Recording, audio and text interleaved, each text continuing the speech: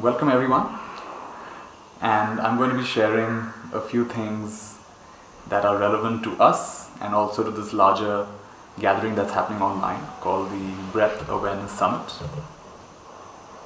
And my intention is to keep this really simple and also to keep it very practical and to share a few things that I have actually found very useful in my own life. And so this is going to be actually a practice session. So along with sharing a few pointers, we're going to stop many times and actually do a small practice. I'm going to start with a beautiful sound of a Tibetan singing bowl. And this makes a very harmonious sound. And as I'm ringing this bowl, I would like you to empty yourself. And by empty yourself, I mean empty the past, empty the future, empty any expectations or anticipations you have from this talk. And maybe even empty all the knowledge you have around the breath, around meditation, around everything. And I'm going to do the same, right? So let's begin by emptying ourselves. And as we are empty, whatever is needed, whatever is resonating, will stay with us, will benefit us. So enjoy the sound.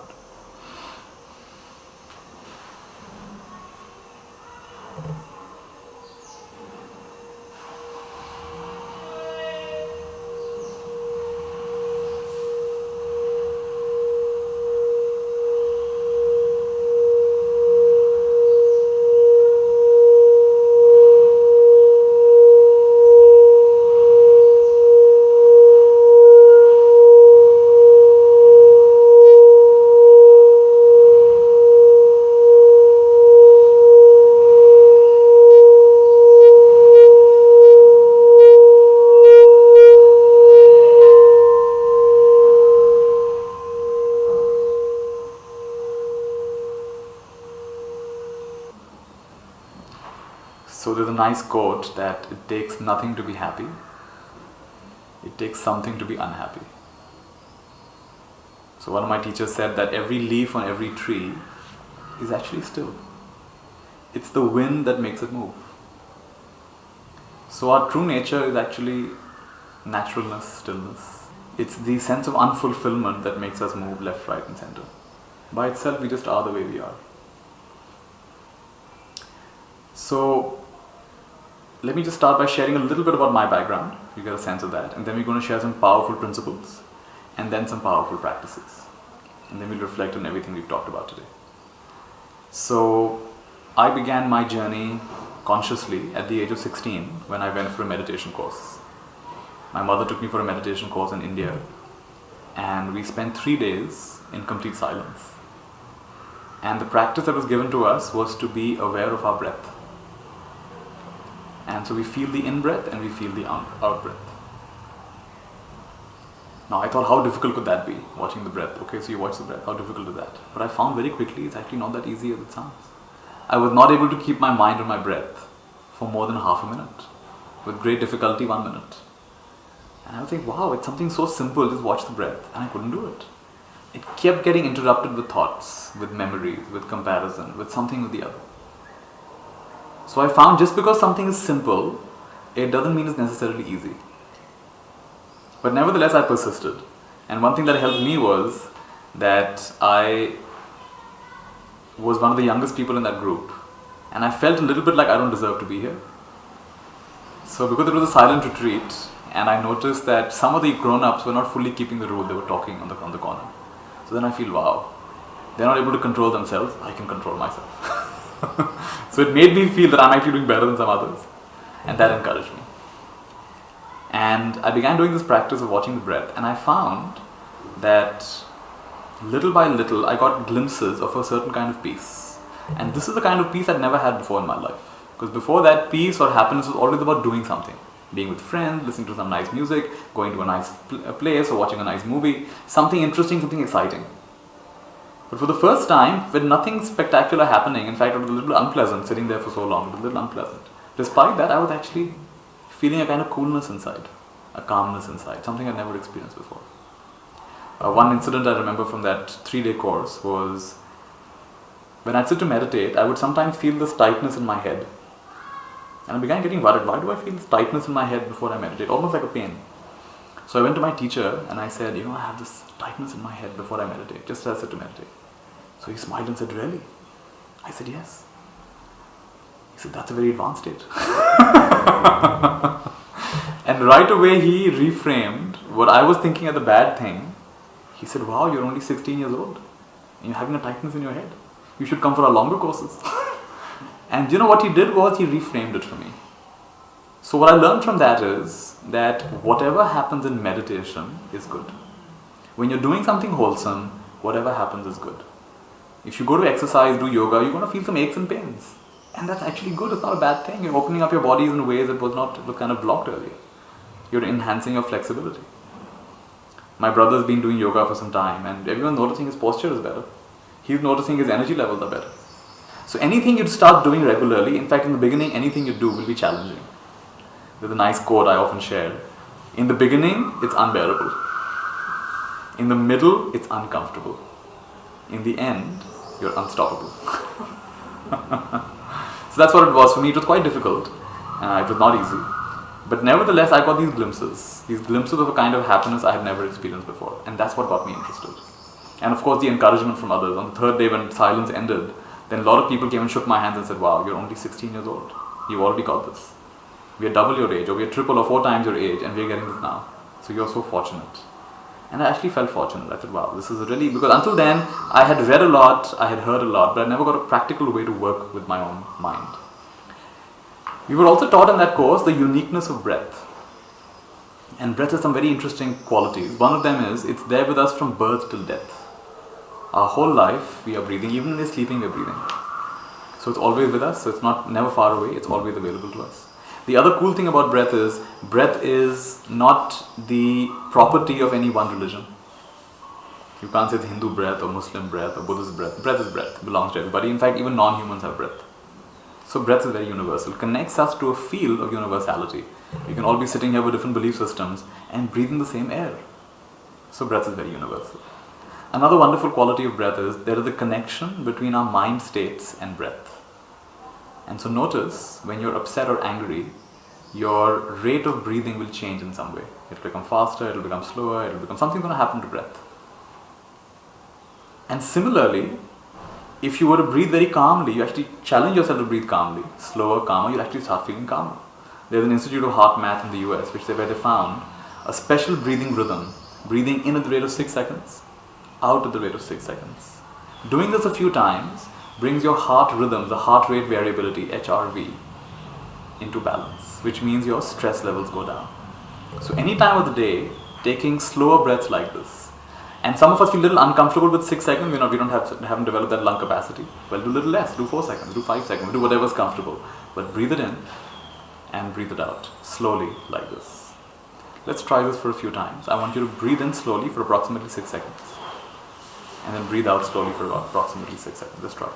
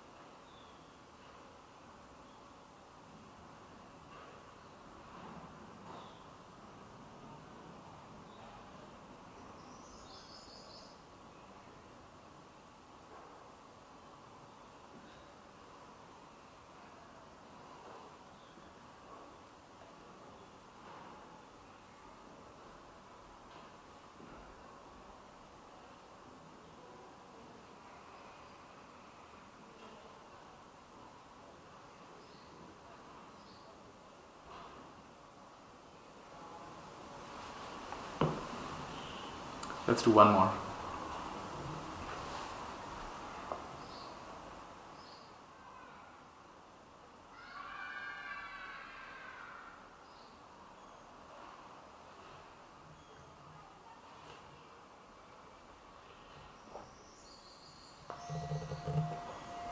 Very nice. And slowly open your eyes.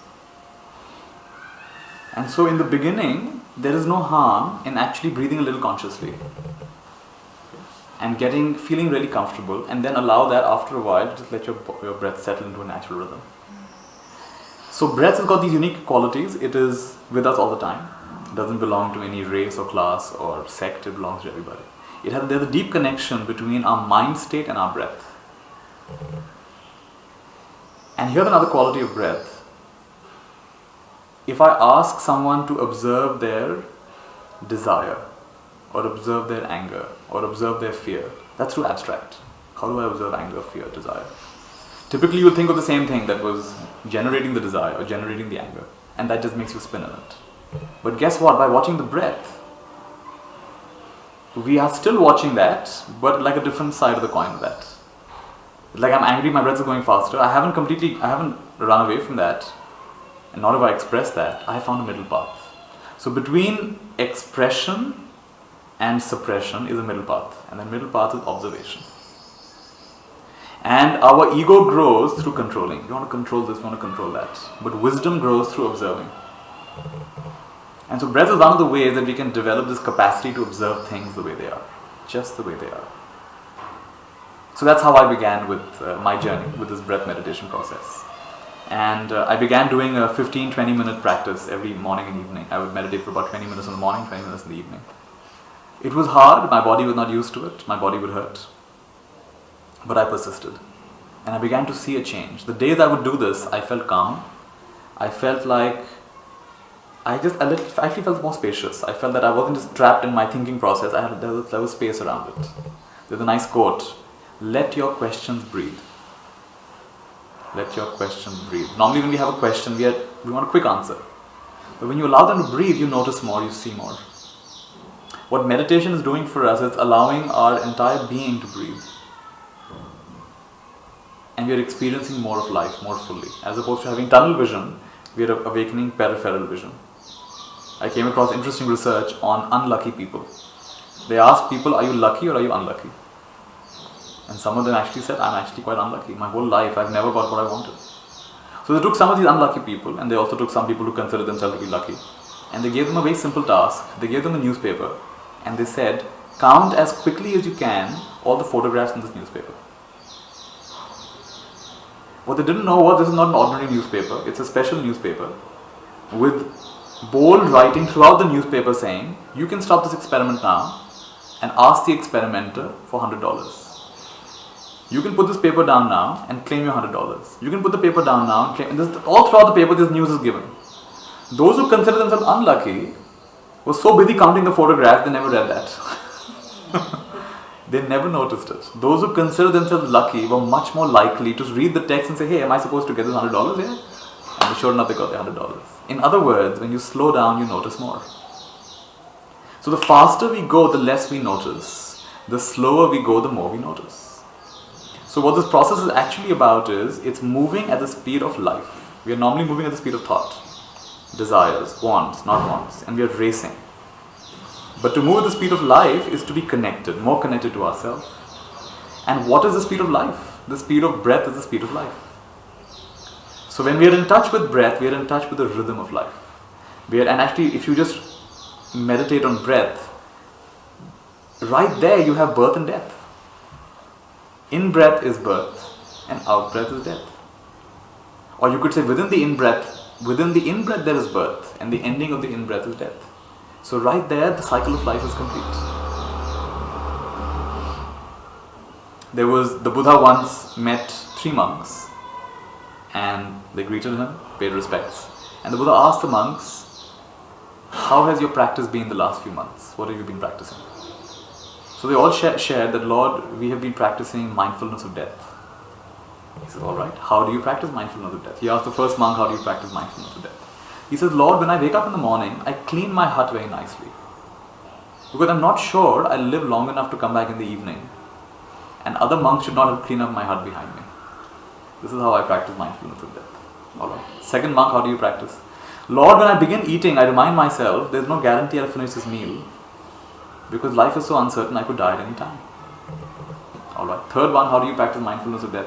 Lord, when I breathe in, I remind myself, there's no guarantee I'll have another in-breath. When I breathe out, there's no guarantee I'll be able to breathe out, breathe in again, breathe out again. So this might just be the last breath of my life.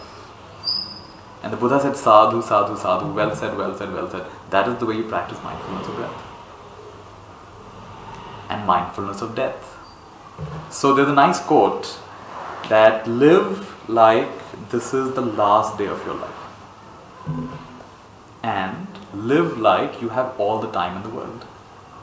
Now what a paradox. On one hand we are saying live like it's the last day of your life, so suddenly everything gets very prioritized, because obviously you don't want to waste time. If it's the last day of your life, every moment is a gem.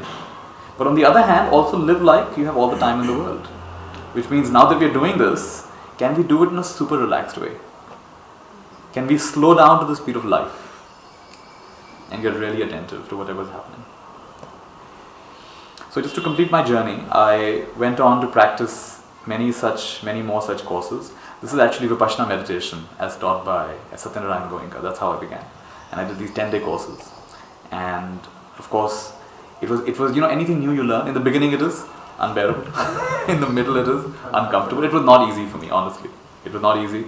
Practicing in this way, I found that little by little, I got a deeper, like when you're writing, you get a sense of how to write. You're riding a bicycle, you get a sense of how to ride a bicycle. Little by little, the mind found its groove. It got a sense of how to be an observer, instead of always being entangled. Like you're learning swimming, and much of the time you're underwater. But once in a while, you just get that groove, and you're actually able to, wow, I actually got that stroke right. I'm actually able to breathe even when my head is under, even as I'm swimming, I can get my mouth out once in a while. Amazing, that sense of, wow, this is happening.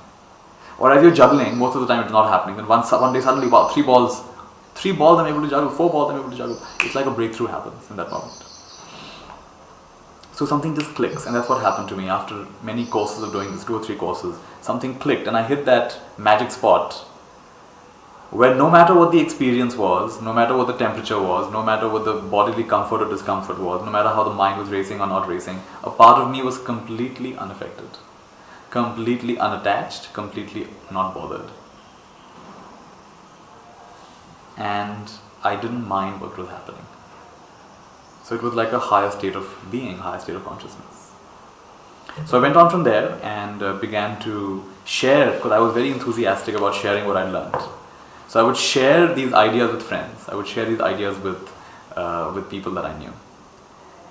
And I also began to teach meditation in a simple way to children and to others. Anything you teach others, you become even better at. Wonderful.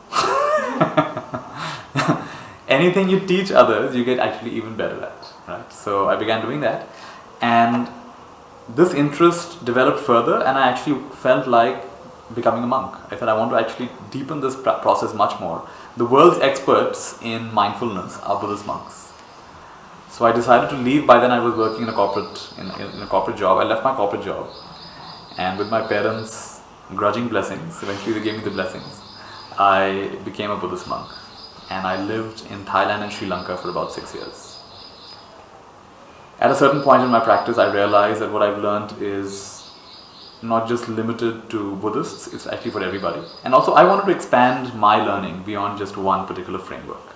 So for that reason, I left the robes, and since then I've been sharing some of the things that I've learned. Now for the rest of our time here, I would like to share with you some of the most important ideas around meditation, around mindfulness, and around some other aspects of our life that can really help us integrate this into our life. So some principles first of all. We already talked about one of the principles. Whatever happens in meditation is good. Just go with that thumb rule. No matter how unpleasant it is, just go with the thumb rule. Pleasant or unpleasant, it's good. And one thing you'll find, most people find this, that no matter how unpleasant the meditation was while they were doing it, at the end of it, they always felt better. No matter how uncomfortable that yoga is while you're doing it, at the end of it, you always feel better. So like this, we develop a certain forbearance, a certain patience, a certain belief, and I would say a confidence that whatever is happening is for the good. That's one good thumb rule. Another few principles, I actually came up with a formula, B4. B4. What is B4? 4 things you do before meditation. In fact, not only before, it's just like to remind yourself, because they also take you into meditation. So the first one is, be at ease. Very important. The more you are at ease, the more you slip into it. In fact, some teachers say, don't even bother, just relax. Just focus on relaxing, and as you relax, that's actually the best foundation for meditation. So number one is to be at ease. So whatever you need to do, you want to stretch, go ahead and stretch. Some people, I have a doctor friend who says, Nithya, I can't meditate. But when I go jogging and I come back, and then when I sit down, then I can really meditate. In other words, for him, he has to really take out that pent up nervous energy by jogging, and then he sits down. For some people, it's having a shower before they meditate. So be comfortable. And of course, you don't have to be like super, completely, absolutely like cozy and luxurious. The point is just be comfortable. You should be reasonably comfortable. And make a decision to be comfortable. You might even take your attention throughout your body and consciously just relax, relax, relax, relax throughout the body. So first one is be at ease. Second one is be still. So whatever posture you've chosen, now make a decision. I'm going to keep this posture. Without moving the hands, without moving the legs.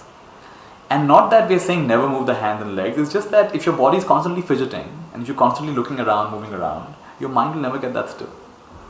So of course, if it's hurting a lot, go ahead and change your posture. It's fine. Do it mindfully. But don't be so, I would say, fickle. Develop the strength of mind. Okay, for the next time, whatever time I'm sitting for, I will meditate for this time. I will not open my hands. I will not open my legs. Develop that capacity. Right? Or if you're new to meditation, and in the Breath Awareness Summit, we are encouraging people to meditate for at least an hour a day. So if you're new to meditation, then make a decision. I will only change my posture once. Or if it's very uncomfortable, I will only change my posture twice. So make up with that decision then.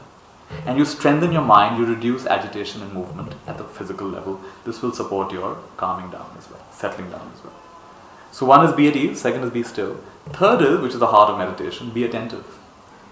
Be attentive, know what's happening. Instead of being lost in imagination, keep coming back to your experience. The practice we are learning today is breath awareness. Be aware of the breath. Be attentive to the breath. And the last one, which is perhaps the one we should always keep in mind, is be persistent. Because no matter how much you do the first three, you're going to forget. You're going to again unconsciously get tense, you're going to again maybe feel like moving, you might going to wander away. Alright, no problem, come back, start again. There's a nice phrase one of my teachers, Ajahn Brahm, uses. He says, we talk about mindfulness, but perhaps a better word is kindfulness. And he gives an example of, you call your friend, and you say, let's meet. It's been a while, let's meet. We're going to meet in this cafe, the one that I like, not the one that you like. And we're going to order this, that I like, not what you like. And we're going to sit in this part of the cafe, the place that I like, not the place that you like. And we're going to sit for exactly this long. That's what I want, not what you want. And so let's see you tomorrow. And the friend says, actually, I have a dentist appointment, so I can't come. And the friend finds a way of getting out of it. And the other person calls a friend and says, hey, let's meet. Where would you like to meet? What would you like to eat? Where would you like to sit? How long would you like to sit? Right. And the friend says, hey, I've got a dentist appointment, but you know what? This is sounding more interesting. I'm going to postpone my appointment. I'm going to come. You see that? So this is, what we're doing is, so even more important than mindfulness is kindfulness. Otherwise what happens is we get too militant about these things. We get too tight and tense around these things. And that actually comes in the way of our practice. So for me actually, enjoying the process is incredibly important. So I always tell people, don't just be present, enjoy being present. It's actually a big secret of meditation. If you're not enjoying it, you're doing it from a sense of obligation or a sense of trying to get somewhere, you're missing the point. I call meditation a date with yourself. It's an intimate meeting with yourself. So, be at ease, be still, be attentive, and be persistent. There are certain forms of meditation where you're actually walking meditation. So of course there it's not about being still, but it's still about being still in the sense of, now this is the posture we've chosen, walking is the posture we've chosen, or standing is the posture we've chosen. Now we will sustain this posture. In this case it's movement. Right? And that's also a totally valid form of practice. So I think that's a good basis, a good foundation for us to get started. Enjoying, not just being present, enjoying it. Trusting that whatever happens is for the best. And a few other guidelines we've talked about right now. So now let's actually get into a small meditation. And I'm going to share it the way that I like to practice. So sit comfortably, everybody. Whatever posture you've chosen, Having a nice straight back is really helpful for us, because if the back is not straight, you're likely to fall asleep. And you can either completely close your eyes or have them half closed, downcast, eyes downcast, whatever's comfortable for you.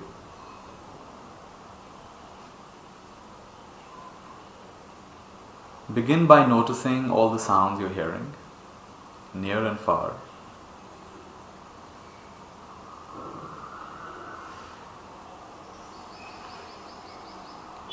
In order to notice a sound, you have to be inwardly quiet. Otherwise, you can't notice sound.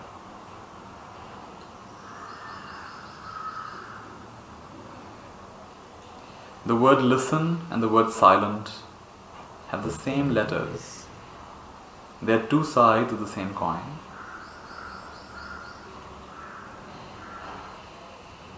Welcome all the sounds. And for the rest of this practice, sounds will not disturb you. Instead, sounds will only make you more present, will remind you to come back to whatever we're doing here. So make friends with all the sounds, welcome all the sounds.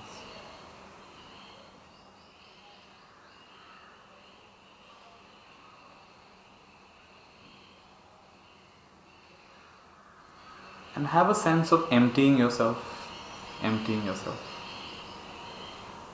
Like you're putting down baggage you didn't even know you were carrying. Putting down heavy baggage, mental, emotional, physical. You didn't even know you were carrying this baggage. What a relief to put it down.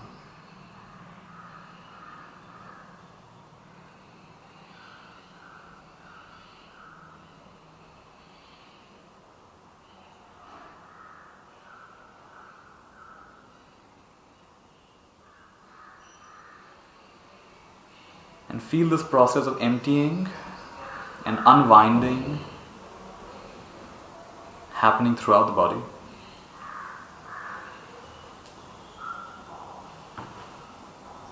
And it's happening spontaneously, nothing has to be done.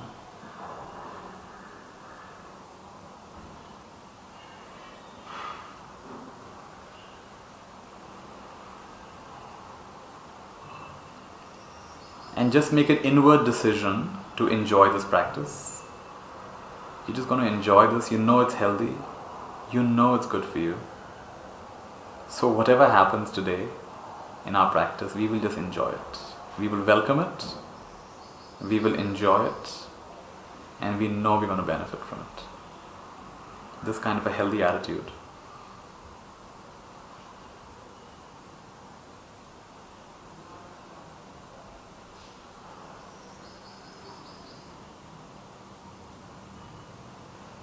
And now use the following phrase to set a powerful context. In your own mind, repeat the following words. Everything is in its place. Everything is in its place. Everything is in its place.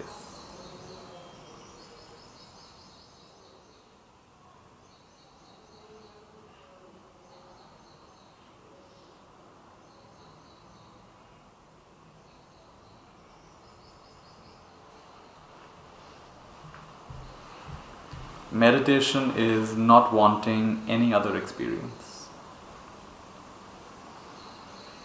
We are deeply content with this experience.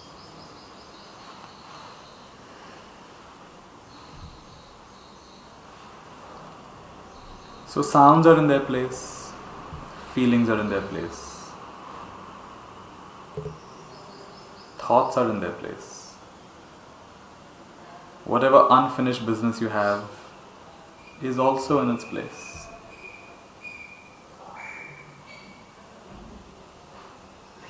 Whatever doubt or uncertainty you have is also in its place.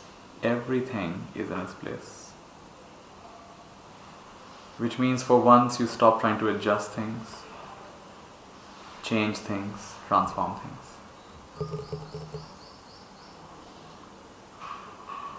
And give this universe a holiday from your dictatorship.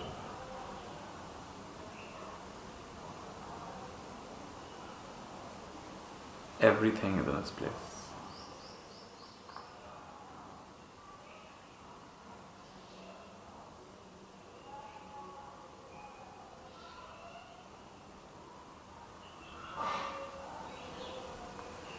And from this place, if you like, awareness of natural breath.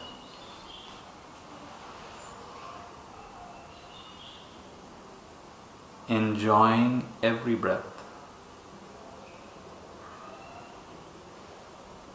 in a kindful way.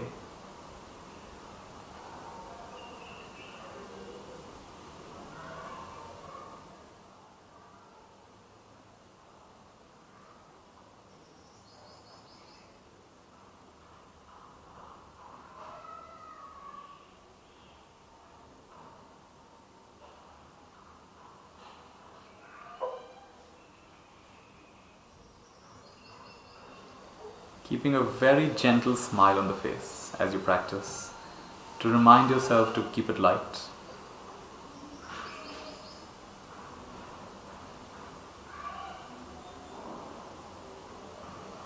Everything is in its place.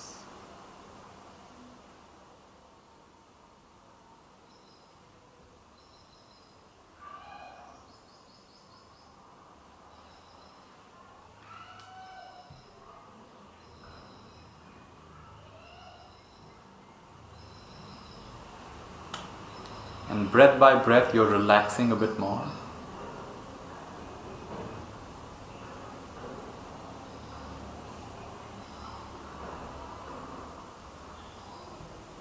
You're releasing a bit more. You're emptying yourself.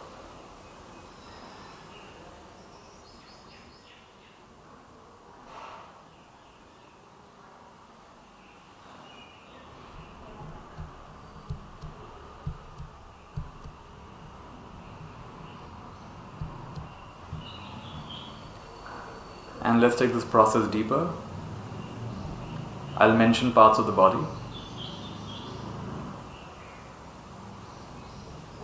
With awareness of breath continuing, also notice what you're feeling on that part of the body.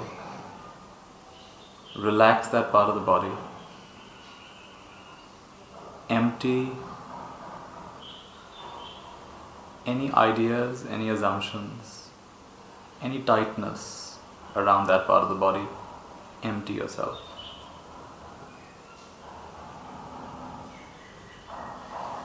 So while still aware of breath, bring your attention to the top of the head.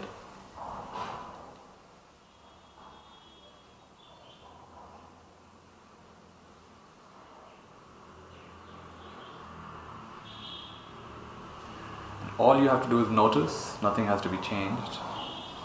Back of the head.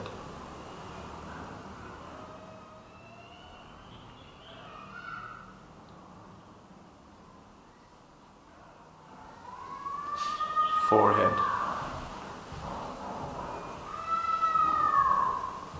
Notice anything you're feeling here. Everything is in its place. The whole face. Cheeks, eyes, lips, chin.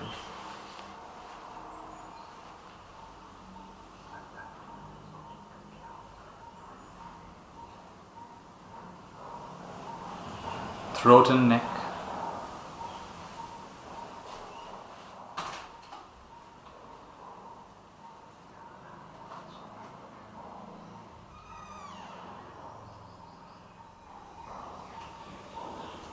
Awareness of breath along with the expansion of consciousness. Both the shoulders.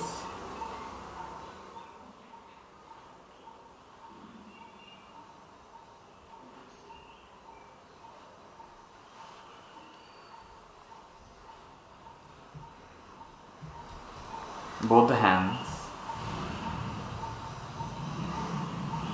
And just simply feel what you're feeling here.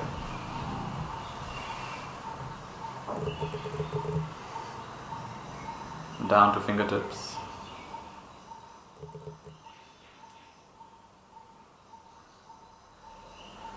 Chest.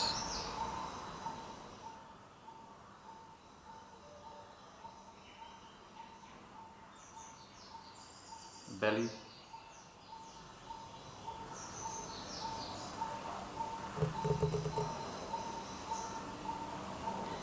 Abdomen.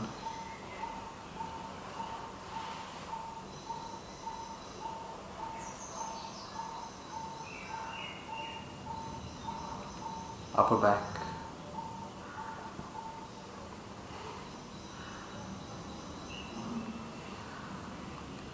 Middle back.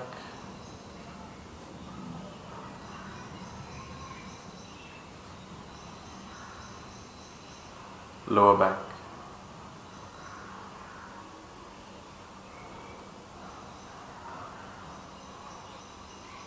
Both the hips.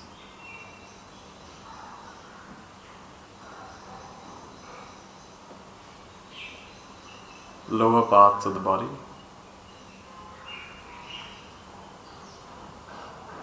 Thighs.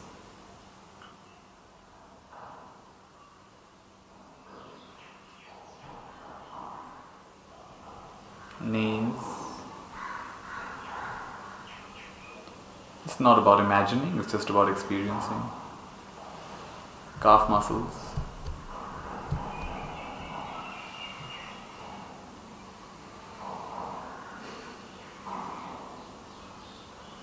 Ankles.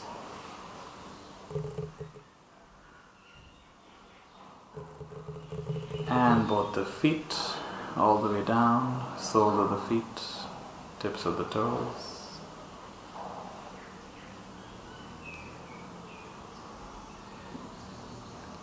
And now as you breathe, experience the entire body simultaneously, like it's one field of energy, one field of attention, one field of sensation. So breathing in, experiencing the whole body. Breathing out, experiencing the whole body. Not the image of the body, the direct experience of the body.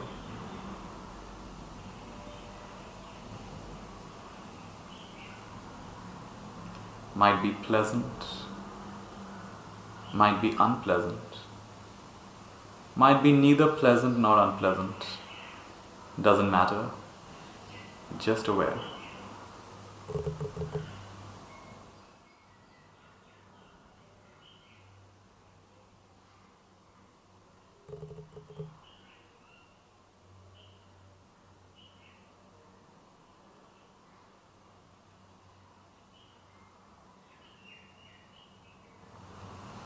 And let's go even deeper.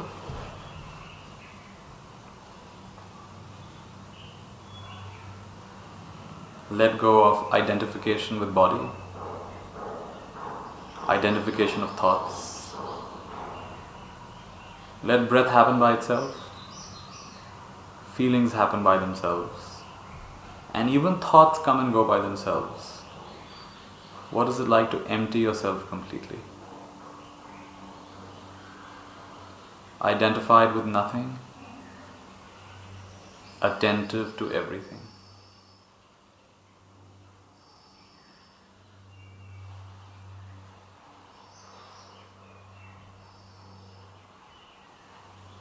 Connect with that ever-present silent background within which everything happens.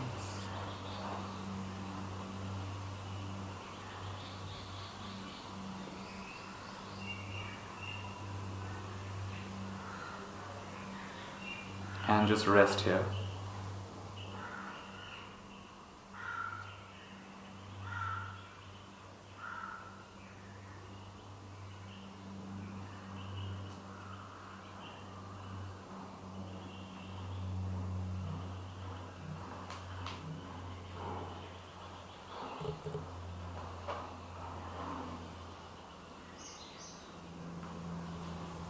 The breath breathes itself.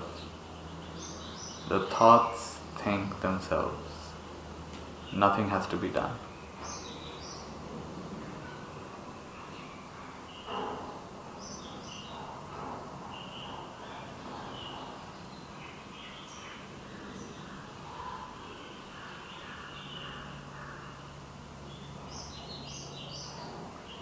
Meditation is not wanting any other experience.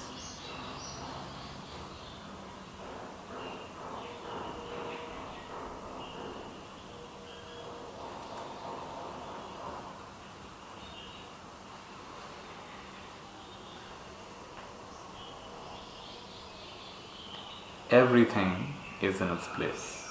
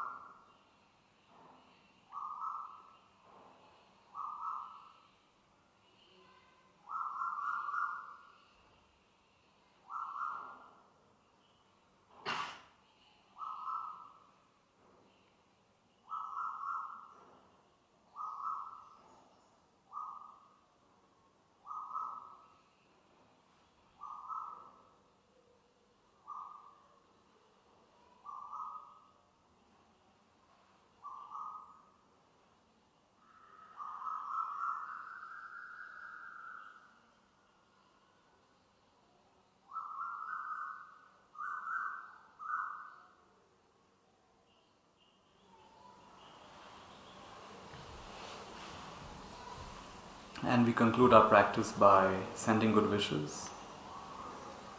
Sending good wishes.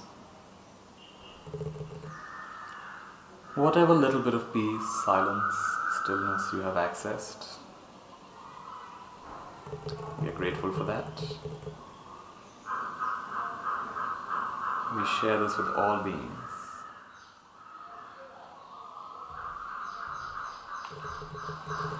Because everyone is actually another you in disguise. So wish this happiness to everyone.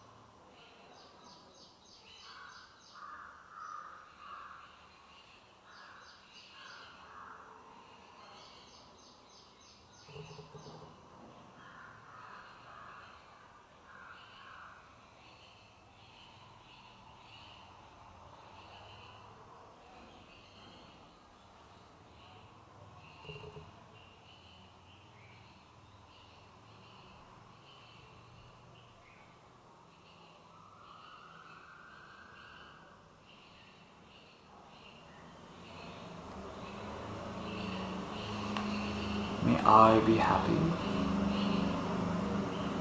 May you be happy. May all beings be happy. May I be truly happy. May you be truly happy. May all beings be truly happy. May all be happy for no reason. May all be happy for no reason.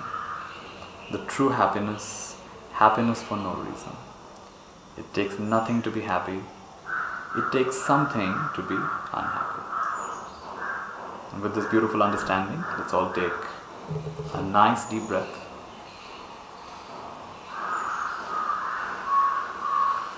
Remember where you are. Move your fingers and toes. Let's rub our hand, make it nice and warm. Bring them over your eyes, over your face. And we emerge with a beautiful smile. How wonderful. How wonderful. So we did a simple practice together.